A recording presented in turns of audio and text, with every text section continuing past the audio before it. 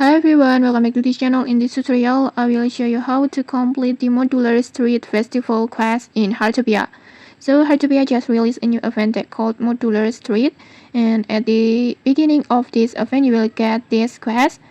And to complete this quest, you need to obtain a popular hobby collectible from the Modular Street Festival. So it's actually really easy to finish. To complete it, you just need to get one special event collectible item. There are a few ways to do that. You can cook special event foods or joining the Modular Street group activities like fishing event, insect catching event, or bird watching. And each activity has a chance to give you exclusive event collectibles.